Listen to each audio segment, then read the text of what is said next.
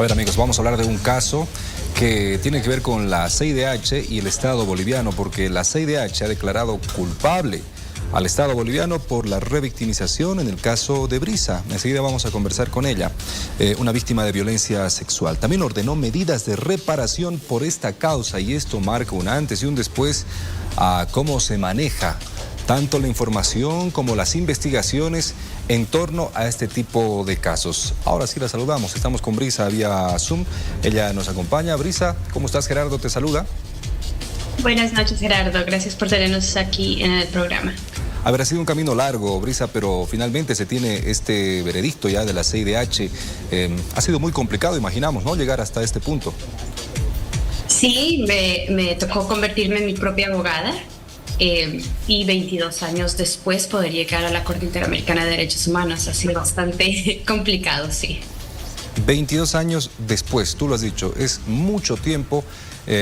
Quizás muchas personas en tu lugar hubieran bajado los brazos, pero tú has seguido contra viento y marea para sentar un precedente principalmente, ¿verdad? Y lastimosamente a nivel global, 1 de cada 3 niñas y 1 de cada 5 niños es víctima de violencia sexual. Y lo más doloroso es que cuando ellos rompen el silencio y tratan de buscar justicia, el sistema del gobierno se convierte en el segundo victimizador y haciendo el problema mucho más grande y violando los derechos humanos de los niños y las niñas. Ese era mi deseo, poder utilizar mi caso no solamente para yo conseguir justicia, sino también para poder crear un precedente, no solamente en Bolivia, sino en los 25 países que pertenecen a la OEA.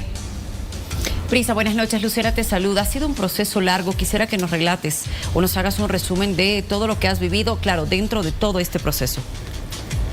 Sí, el caso comenzó en el 2002. Fui una de las primeras adolescentes que trató de llevar un caso de violencia sexual en Bolivia y hubo muchísima revictimización de parte de los fiscales, jueces, policías. 3 juicios. En el último juicio el agresor se escapa de Bolivia, continúa el fugitivo, aún mi caso sigue abierto, y yo tratando de evitar que se continúen pasando las mismas revictimizaciones que hace el gobierno contra las víctimas, y llevé el caso a la Corte Interamericana. Me convirtió en abogada porque nadie quería llevar el caso, así que me viajé a Estados Unidos, me volví neuropsicóloga, tengo una maestría en neuropsicología, después hago un doctorado en Derecho para poder llevar el caso ante la Corte Interamericana de Derechos Humanos. ¿Cómo proceden con el tema de la revictimización? Y te hablo de a nivel general, ¿cómo ves tú que está esto no solamente en nuestro país? Comienza por la falta de información. Los médicos forenses que tenemos no tienen información de cómo, cuáles son las evidencias que tienen que ver o cuáles no tienen que existir. Los fiscales buscan tipos de evidencias o relatos que son diferentes a cómo el impacto afecta al cerebro y cómo el niño o la niña rompe el silencio. Los jueces, las leyes no tienen las mejores prácticas a nivel global. Entonces, en todo el proceso, el niño o la niña continúa siendo victimizada, culpabilizada, ignorada en el proceso de sanidad. Entonces, es todo un proceso de una victimización secundaria. Ahora, Brisa, este fallo tiene 2 aspectos, ¿no? Por un lado, una indemnización, tenemos entendido, y por otro, medidas reparatorias por parte del Estado boliviano. Una decisión que ya involucra políticas de Estado que tienen que ser modificadas. Sí, normalmente dan una indemnización a la persona y yo rechacé completamente. Les dije que no quería un centavo del gobierno boliviano, que lo que yo quería eran cambios estructurales. Y se pidieron 11 propuestas diferentes de acciones que tiene que tomar el gobierno boliviano para, de alguna forma, reparar el daño y prevenir de que ningún niño o niña vuelva a pasar por lo que ha sucedido. Lastimosamente, a pesar de que se ganó el fallo hace 2 años, el gobierno todavía no ha cumplido con los aspectos que debería estar cumpliendo para... ¿Cuáles son esos aspectos, Brisa? Por ejemplo, el cambio de leyes.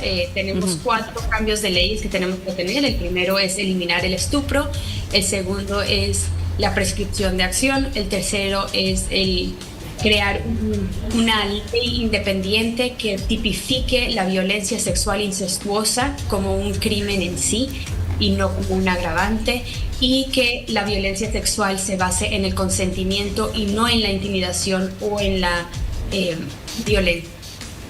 Esos son los campos legales. Otro de los cambios es que todos los colegios, todos los niños y niñas tienen derecho a conocer qué es la violencia sexual y cómo poder recurrir a pedir ayuda. 80% de los niños y niñas que están siendo víctimas de violencia sexual no saben que lo que les está pasando es un crimen y que pueden pedir ayuda. Entonces, parte de lo que el gobierno boliviano tiene que hacer es que todo niño y niña tiene derecho a conocer qué es la violencia sexual y dónde pueden pedir ayuda. Entre todos estos puntos, Brisa, que mencionabas, llamará la atención a mucha gente que nos está viendo lo que decías de la eliminación del estupro, la figura de estupro. ¿Esto tendría que modificarse o cómo tendría que ser considerada? Sí, ahorita ya hay 4 propuestas de ley que se han pasado, que ya han pasado por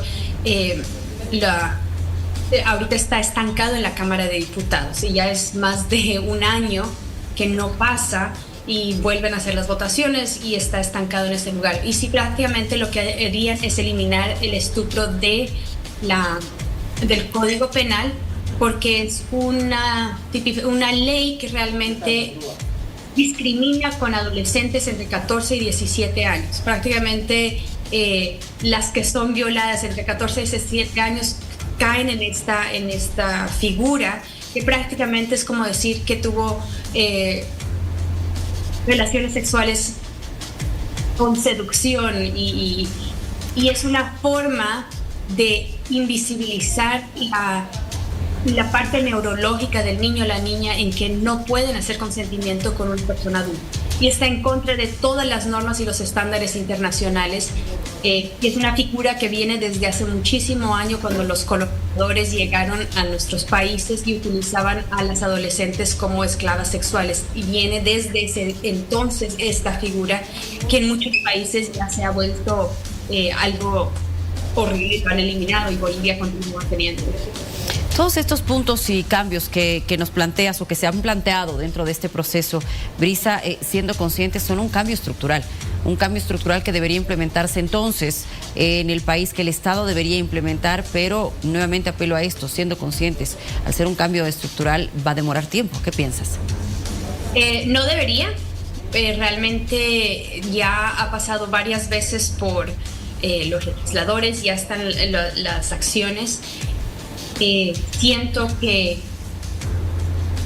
no tendría por qué demorarse más. Son las vidas de niños y niñas que están en juego y no toma mucho para la gente decir, bueno, sí, los niños y niñas tienen que ser protegidos, y es un grupo pequeño el que continúa rechazando que estas acciones pasen. Entonces es muy triste ver que un gran porcentaje de la gente que podría hacer el cambio está de acuerdo, pero hay un grupo pequeño que continúa saboteando para que niños y niñas no puedan ser protegidas en el país de Bolivia. Ahora, este fallo tiene que ser acatado en un tiempo máximo. ¿Tienes conocimiento de qué tendría que suceder? Porque una cosa es esperar, Brisa, que se modifique todo esto lo antes posible, y otra cosa es ver un poco la realidad de lo que estamos atravesando en el país, con un sistema político que está generando más obstáculos que vías libres, principalmente en la Asamblea, donde tendría que modificarse todo aquello, ¿no? Sí, tenemos 3 años. Esta semana cumplimos 2 años, tenemos un año más para que Bolivia pueda reportar a la Corte Interamericana los cambios que ha hecho. Bueno, entendiendo que son cambios que generarían un mejor espacio para niñas, niños y adolescentes que son víctimas. Muchas gracias, Brisa, por habernos acompañado esta noche. Gracias.